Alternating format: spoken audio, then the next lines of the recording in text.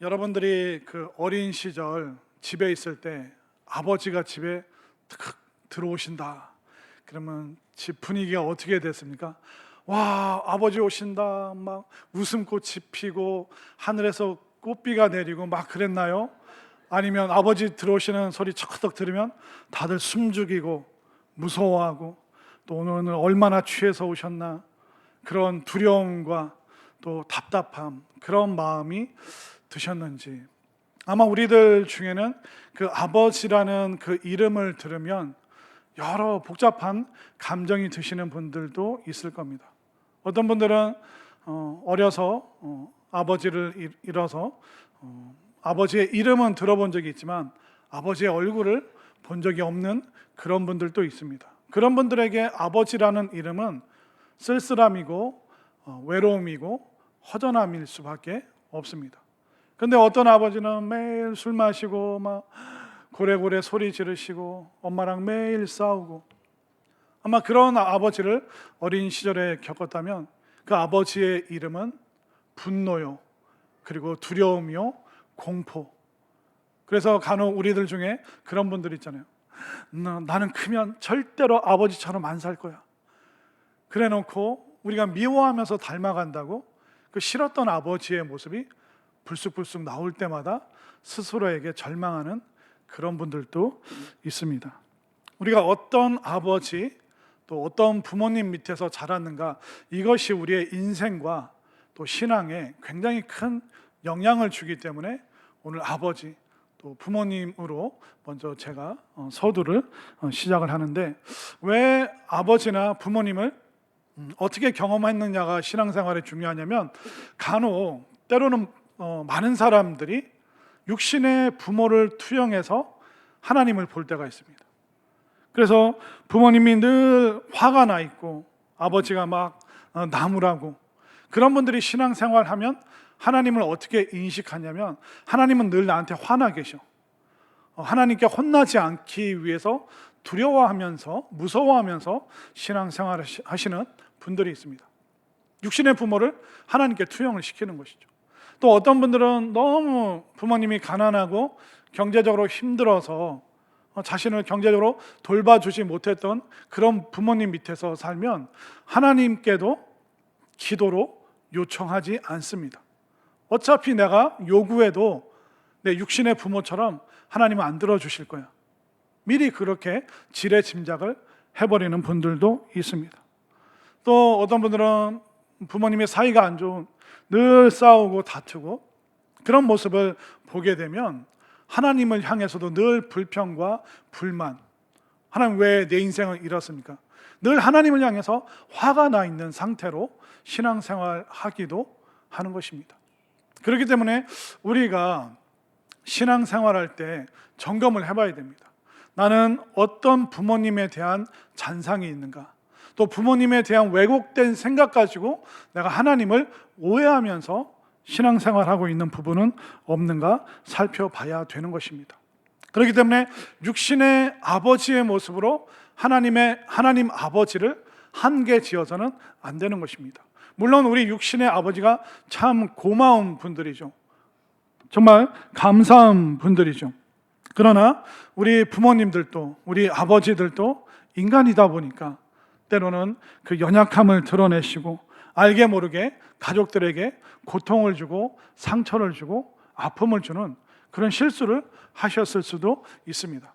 그런데 이런 연약한 육신의 아버지를 통해서 하나님을 인식한다? 그것은 굉장히 위험한 감정이고 위험한 생각입니다.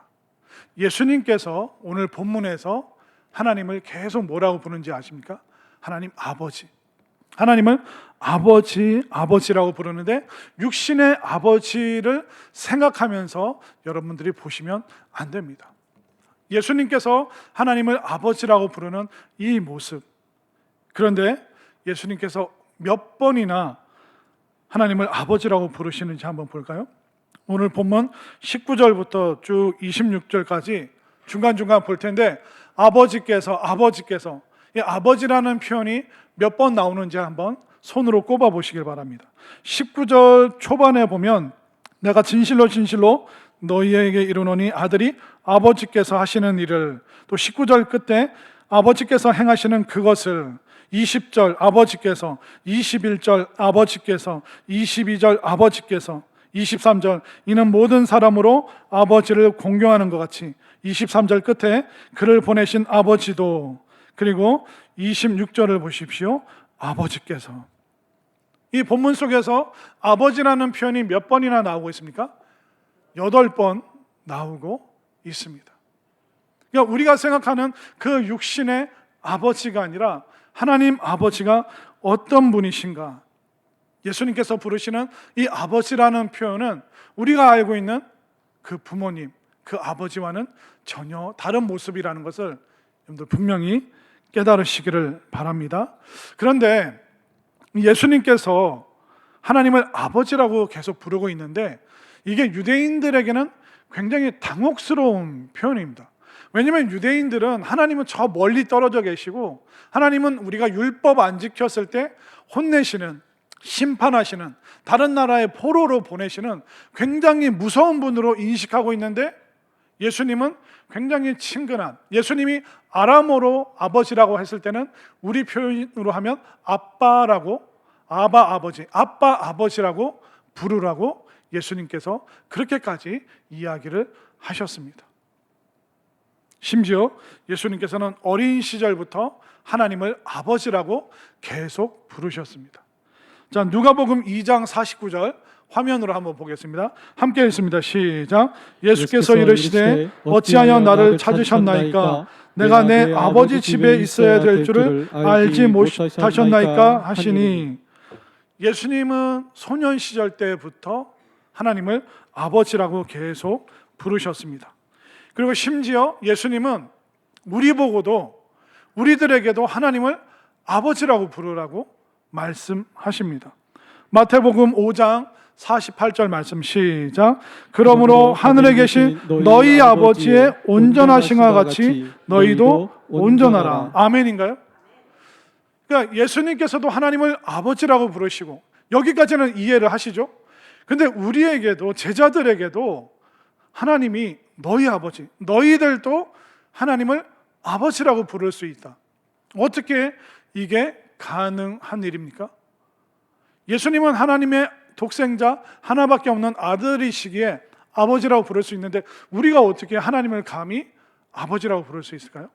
그 이유는 뭐냐면 바로 예수님으로 인하여, 예수님께서 십자가에서 하신 일이 무엇입니까? 예수님께서 그 십자가 고난을 통해서 우리 인간의 모든 죄를 담당하셨죠. 그 말은 뭐냐면 그 십자가에 우리가 우리의 죄를 전가시켰다는 거예요. 우리의 모든 죄를 십자가에 다 퍼부은 거예요. 그 예수님은 그것을 온 몸으로, 생명으로 우리의 모든 죄를 담당하셨고 우리의 죄가 예수님께 전가가 되었죠. 그리고 십자가의 피 흘림과 예수님의 죽으심으로 말미암아 어떻게 되었을까요? 예수님의 그 의로움이 우리에게 교환되는 것입니다.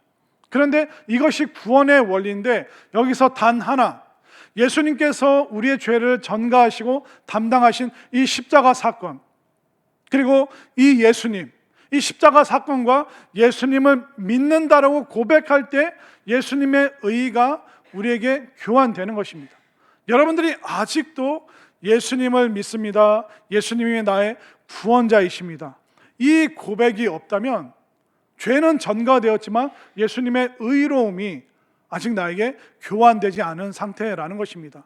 우리들 중에는 한 분도 빠짐없이 예수님을 믿음으로 말미암아 예수님께서 나의 모든 죄를 담당하시고 예수님의 의로움이 나에게 교환되었다, 이 믿음 여러분들이 지금 이 시간 가질 수 있게 되기를 바랍니다. 자, 예수님의 의가 나에게 교환되는 순간 예수님의 그 모든 것이 나에게 오는 것입니다. 예수님을 믿고 예수님을 영접하고 예수님을 주인으로 모셔드리고 그러면 예수님의 모든 것이 나에게 오는데 바로 예수님의 그 자녀됨까지 나에게 모든 것이 다 교환되는 것입니다.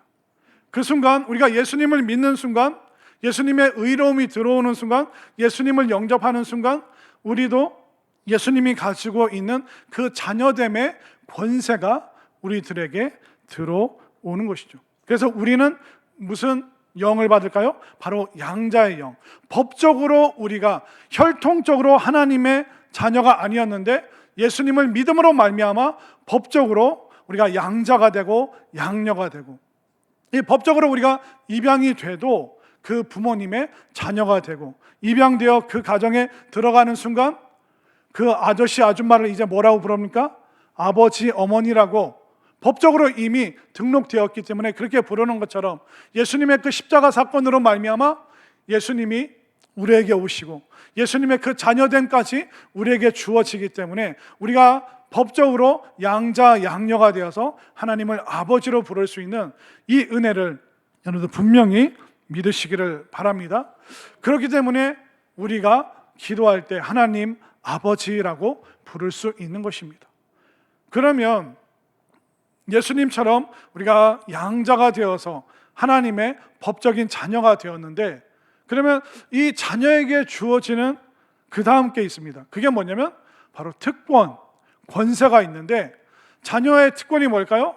부모님의 것을 누리고 또 부모님의 그 모든 것을 상속받을 수 있는 것이 바로 자녀됨의 특권입니다. 혹시 요즘에 자꾸 제가 옛날 얘기하는 거 보니까 라떼 사람인 것 같은데, 우리가 핸드폰이 없을 때는 친구 집에 전화할 때 굉장히 예의를 갖춰서 전화를 했죠. 저도 중고등학교 시절에 저희 어머니에게 전화 예절을 배웠습니다. 야, 너 다른 친구 집에 전화할 때 어른들이 받을 거다.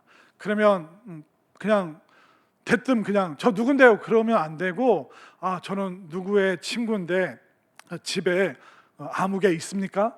네가 말해야 될 내용들을 미리 생각하고 조리 있게 어물거리지 말고 또박또박 어른에게 잘 설명을 해야 돼. 그런 식으로 전화 예절을 배웠습니다. 근데 어느 날 어떤 친구가 영철이한테 전화를 한 거예요. 그래서 여보세요, 안녕하세요, 저는 누군데요? 거기 영철이네 집이죠? 그랬더니 이 전화 받는 아버지가 대뜸 여기는 내 집이다, 이렇게 말하는 아버지 본 적 있습니까? 여러분들, 그 자녀의 권세는 뭐예요?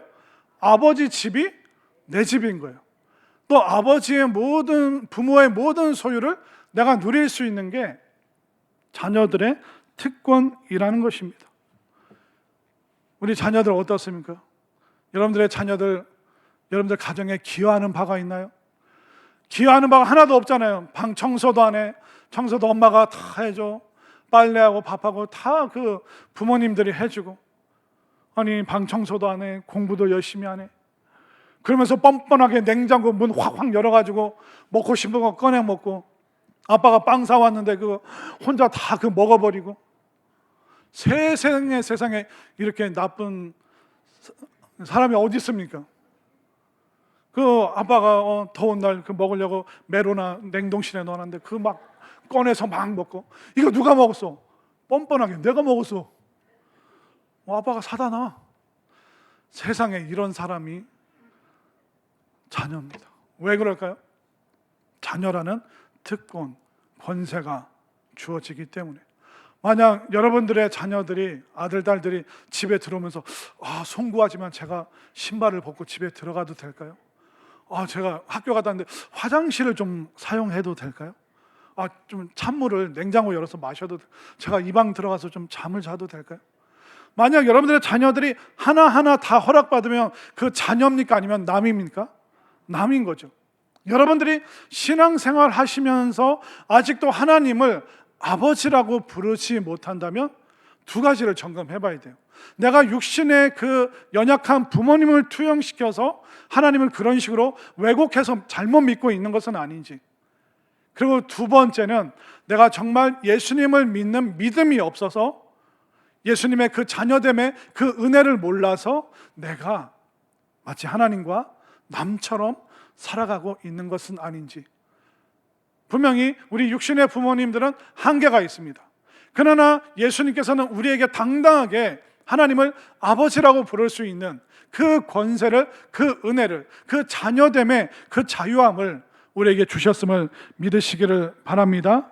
그렇기 때문에 우리가 하나님을 아버지라고 부를 수 있는 이 특권, 정말 우리가 신앙생활하면서 가장 놀라운 축복이 뭘까요?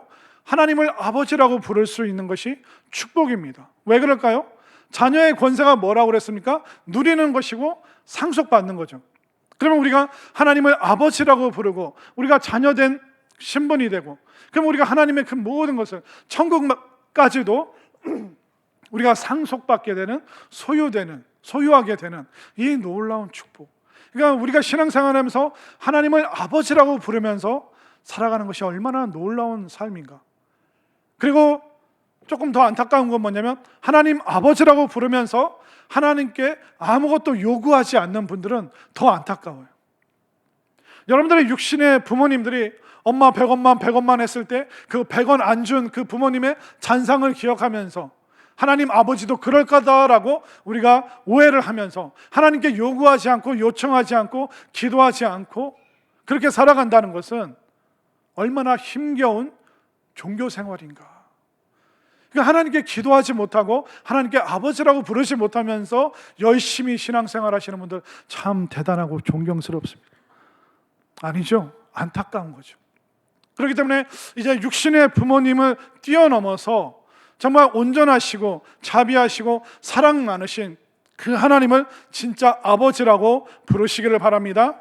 그리고 하나님 아버지 되시는 그분의 그 모든 것을 내가 누릴 수 있고, 또 내가 살면서 부족하고 아쉬운 거 하나님께 요청하고 하나님 아버지께 요구할 수 있는 그 자녀됨의 권세를 하나님께서 주셨음을 분명히 믿으시기를 바랍니다. 그래서 예수님께서 얼마나 오늘 말씀 속에서 담대하신지 한번 볼까요? 심지어 예수님은 당신 자신을 하나님과 동일시하고 있습니다.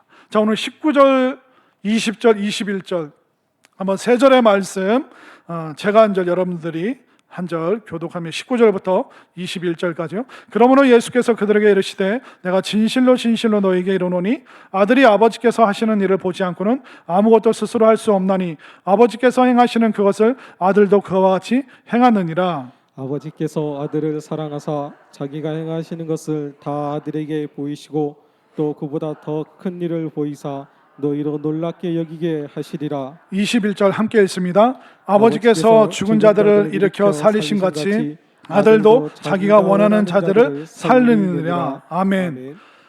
예수님은 당신과 하나님을 동일시하고 있습니다.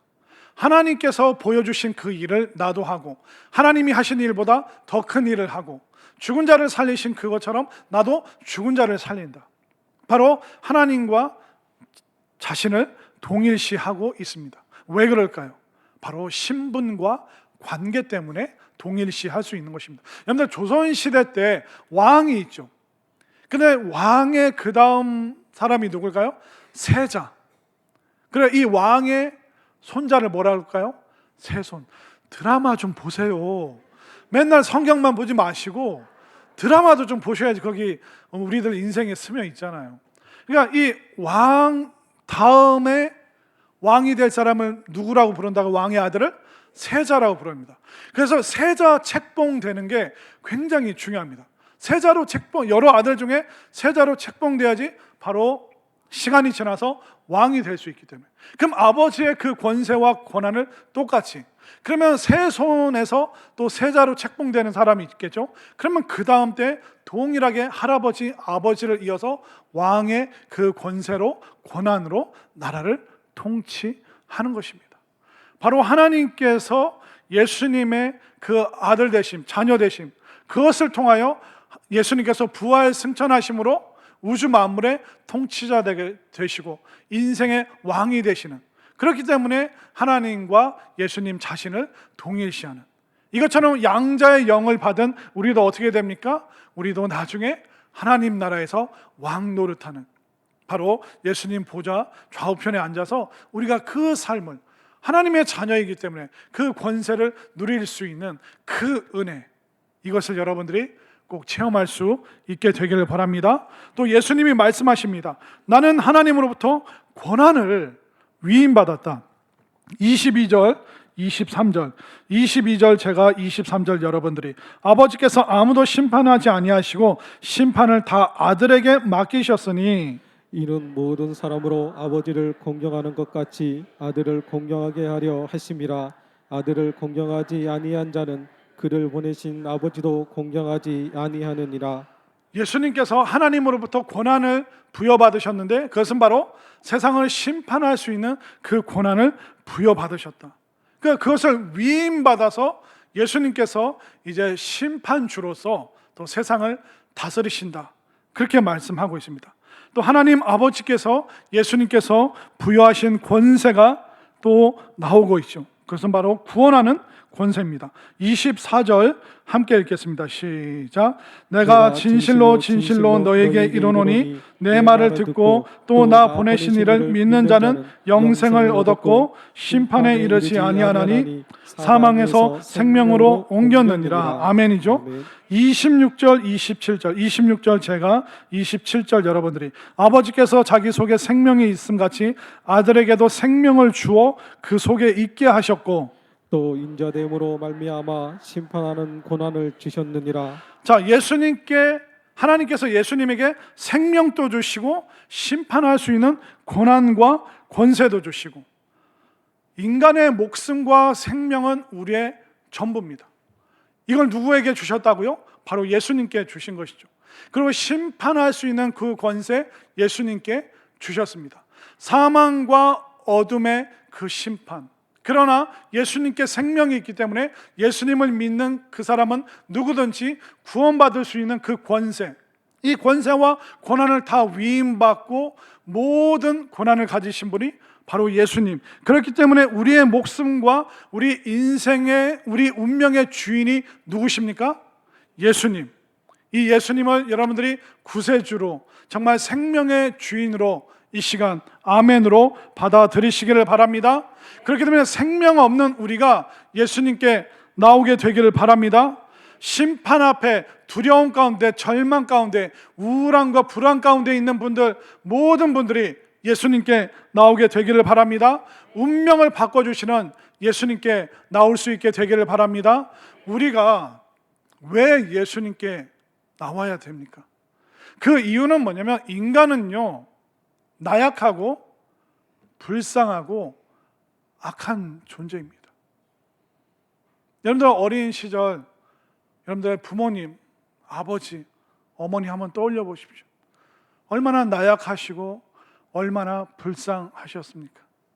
동네에 보면 어떤 어른은 막 인생을 가눌 길이 없어서 매일 술에 절어 있고, 즐거움이라는 것은 그냥 도박하는 거, 그런 거밖에 모르고, 옛날 한국 남자분들 인생에 즐거움이 별로 없었습니다.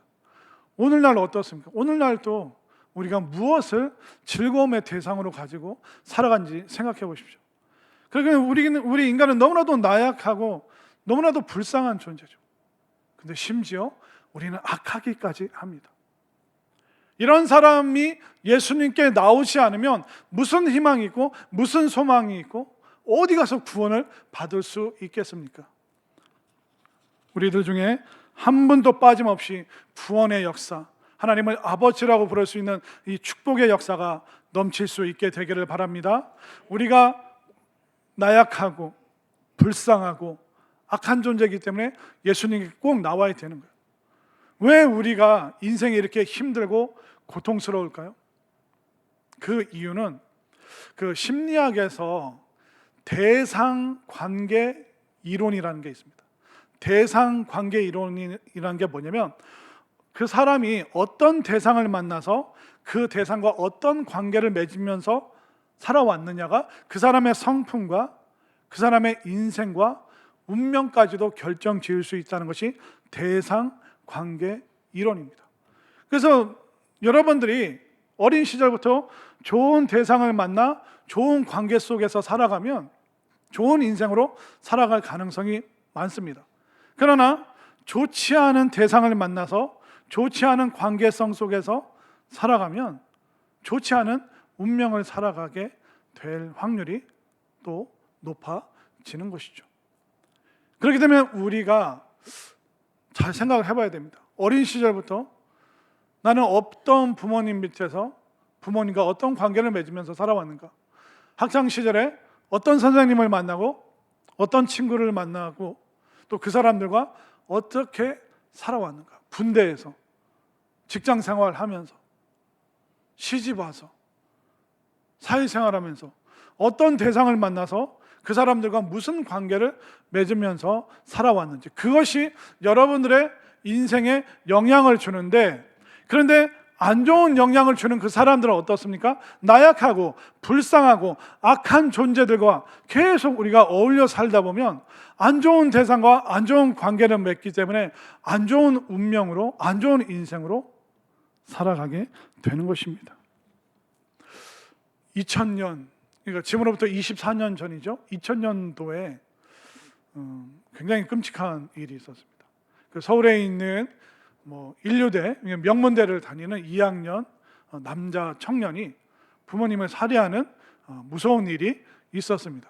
근데 이게 쭉 이 많은 사람들이 이 청년을 조사를 하고 또 상담하는 사람이 이 상담을 해보니까 그 상담가가 하는 얘기가 뭐냐면, 만약 이 청년이 미국이나 외국에서 이런 일들을 벌였다면 이 청년은 무죄를 받고 심리 상담을 받고 치료를 받을 그럴 사람이다.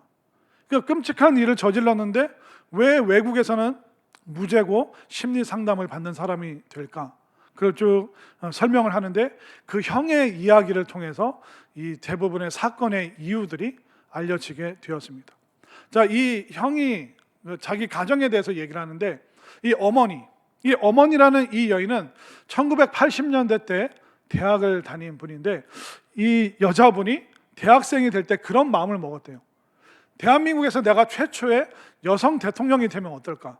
그래서 1980년도에 대학 들어갈 때 정치외교학과를 들어갑니다. 근데 대학 생활을 해보니까 한국에서 1980년대 여자가 대통령이 된다는 건 불가능하다는 걸 깨닫게 됩니다. 그러면 내가 대통령이 못 되면 내가 대통령감인 남자를 만나서 내 남편을 대통령 시키면 되겠다라고 이 꿈이 바뀌게 됩니다. 그러면 80년대 때 보니까 군인이 대를 이어서 이 대통령을 하는 것 같으니까 군인 장교를 만나서 그 사람 대통령 만들면 되겠다. 그래서 군인 장교를 만났습니다. 그래서 진급도 잘해서 소령, 중령, 대령까지 승승장구했는데, 대령에서 그 다음이 뭡니까? 별, 원스타, 투스타가 돼야 되는데 이 단계에서 계속 진급이 누락이 되는 거예요. 그래서 매일 남편이랑 싸우고, 내가 그렇게 뒷바라지하고 애를 썼는데 왜 당신은 스타가 못 됐냐고 막 괴롭히는. 그러니까 이제 나이가 차니까 이제 군대 전역 제대를 해야 됩니다. 그러니까 본인이 못 이룬 꿈을 남편이 이루어줘야 되는데 남편이 그걸 못 이루게 생겼어요. 그러니까 이 꿈을 또 누구에게 집어넣습니까? 아들들에게, 두 아들에게. 근데 큰 아들은 보니까 애시당초 안 되는 거예요. 그러니까 둘째가 조금 공부를 하니까 어릴 때부터 얘에게 모든 것을 다 쏟아붓습니다. 서울대 가야 된다. 서울대 가야 된다. 네가 대통령이 돼야 된다. 근데 안타깝게도 서울대 밑에 있는 스카이 중에 그 셋 중에 다른, 서울대 말고 다른 학교를 들어간 거예요. 그러니까 여러분들 그 대학 들어가도 얼마나 잘한 거예요. 여러분들 남 일이라고 그렇게 대수롭지 않게 여기시는데 거기 들어간 거 되게 어렵습니다. 그런데도 이 엄마는 못마땅한 거예요. 너 서울대 못 들어가. 그러니까 내가 너 같은 걸 낳아서 막 그냥 구박하고 막. 그러니까 그 대학을 다니는 이 친구가 이제 열등감이 생기고 어릴 때부터 계속 엄마에게 시달리다가 어느 순간 그게 폭발해서 끔찍한 사고를 일으키게 된 것이죠. 만약 그 청년이 그냥 일반적인 가정에서 일반적인 부모님과 일반적인 그 삶을 아웅다웅하면서 살았다면 그런 끔찍한 일을 저질렀을까요? 대상관계 이론에서 말하는 게 뭐냐면, 대부분의 그런 상담이나 심리치료는 그 사람, 그랬군요. 그러면 이 약 3개월 동안 드시고 3개월 후에 만나죠. 그게 일반적인 치료 방법이라는 겁니다. 근데 대상관계 이론은 지금 상담을 받으러 온 사람에게 상담자가, 진짜 위로자가 내가 되어줘야겠구나, 그런 마음으로 접근을 하는 겁니다. 그렇기 때문에 당신 지금 너무 힘든 인생 살았는데, 비참하게 살았는데 인생을 그렇게만 바라보지 마십시오. 우리 인생에는 또 다른 측면이 있습니다. 하면서 다가가고 위로하고 오랜 시간 돌봐주는 것. 그래서 제가 책을 보면서 이 대상 관계 이론이 교회에서 하는 일과 똑같구나. 우리도 얼마나 많은 사람들, 얼마나 많은 과거와 아픔을 가진 사람들이 우리 주변에 있습니까? 그 사람이 또 나일 수도 있고요.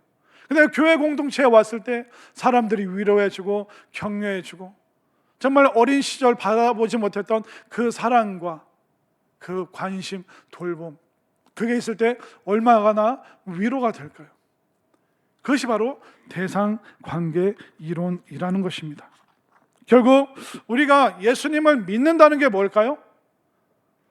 나쁜 대상을 만나서 나쁜 관계를 맺고 나쁜 운명을 가지고 우리가 살아왔는데 예수님을 믿고 예수님을 모셔드리고 내가 하나님의 자녀가 되는 것, 그것을 통하여 나의 그 불안했던 그 인생이 안정감을 얻게 되고 아무도 나 안 돌봐준다고 하는데 하나님께서 친히 아버지가 되어주셔서 모든 것을 누릴 수 있고 상속받을 수 있는 그 축복을 주시는구나. 그러니까 예수님을 믿는다는 것은 안 좋은 경험에서 좋은 경험으로, 절망에서 희망의 체험으로 나아가는 것이 바로 예수님 믿는다는 것인 걸 여러분들 분명히 깨달으시길 바랍니다.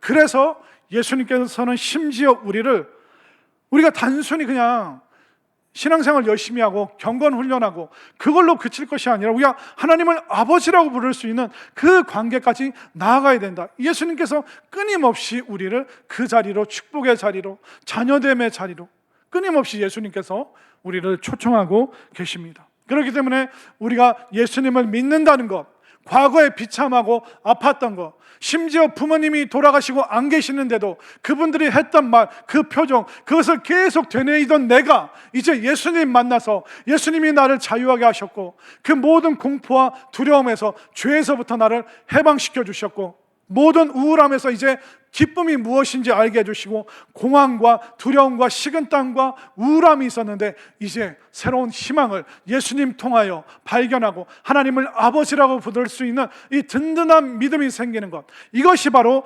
예수님 믿는 도리고 진리라는 것을 분명히 깨달으시길 바랍니다. 그렇기 때문에 우리가 어떻게 해야 됩니까? 예수님처럼 생각하고 예수님처럼 말하고 예수님처럼 살아가고자 하는 이 소망이 여러분들에게 가득할 수 있게 되기를 바랍니다. 결국 오늘 본문 말씀을 통해서 예수님의 그 삶의 방식이 어땠을까요? 유대인들이 예수님을 계속 핍박하고 박해하고 괴롭혔습니다. 그때마다 예수님께서는 하나님 아버지께 집중을 하는 거예요. 박해하고 괴롭히는 사람에게 집중하는 것이 아닙니다. 여러분들도 사실 여러분들의 삶을 힘들게 하고 짜증나게 하는 사람이 누굽니까? 멀리 있는 사람입니까? 가까이 있는 사람입니까? 여러분들 남의 부모 때문에 힘들었나요? 여러분들의 부모님 때문에 속상했나요? 같이 사는 사람 때문에, 형제 자매 때문에 억울하고 답답한 일 얼마나 많습니까? 그리고 또 우리가 어떤 분들은 많은 교회를 경험하셨을 텐데 여러분들 남의 교인 때문에 속상해요? 아니면 지금 옆자리에 앉아있는 사람 때문에요? 결국 우리가 중국에 미국에 있는 교인 때문에 힘든 게 아니라 같이 신앙생활하는 옆에 있는 사람 때문에. 옆에 사람과 인사하겠습니다. 저는 지금 괜찮습니다. 예, 저는 지금 괜찮습니다. 결국 우리가 누구 때문에 힘든 거예요? 멀리 있는 사람이 아니라 가까이 있는 사람. 그런데 좀 나에게 미세한 스트레스를 주고 도대체 왜 저래 하는 그런 사람들 있잖아요. 근데 계속 거기에만 집중하시지 마시고 여러분들 예수님께 집중하시길 바랍니다. 예수님께서는 이 상황에 무슨 생각을 하셨고 무슨 말씀을 하셨고 예수님께서는 어떻게 하셨을까? 예수님께 끊임없이 여러분들 집중할 수 있게 되기를 바랍니다. 왜 그러냐면 예수님께 모든 해답이 있습니다. 예수님은 어제나 오늘이나 내일이나 동일하십니다. 그렇기 때문에 2000년 전에 있었던 그 은혜가 오늘 또 있을 줄 믿습니다. 그 성경에 있는 모든 기적의 사건이 또한 여러분들의 사건이 됩니다. 성령님께서 우리의 모든 죄를 해결해 주십니다. 또 믿음이 약하고 아직 주님 앞에 나오지 못하는 그 모든 가족들, 또 우리 자녀들 하나님께 돌아올 줄 믿습니다. 여러분들을 통하여 기적이 일어납니다. 우리 교회를 통하여 하나님께서는 축복의 역사를 베풀어 주십니다.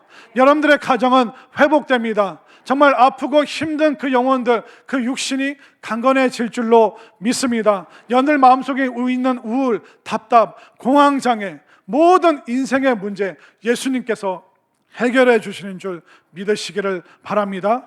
그렇기 때문에 하나님께서 예수님께, 아들 되시는 예수님께 모든 권세와 고난을 부어 주셨어요.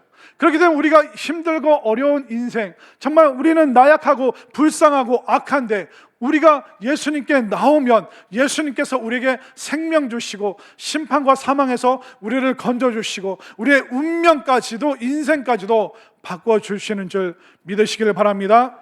다른 거 집중하지 마시고 오직 예수님께 집중하고 또 하나님 아버지께 감히 요청하고 당당하게 기도할 수 있는 그 자녀의 권세로, 권한으로 살아갈 수 있는 우리 모두가 될 수 있기를 간절히 소망합니다.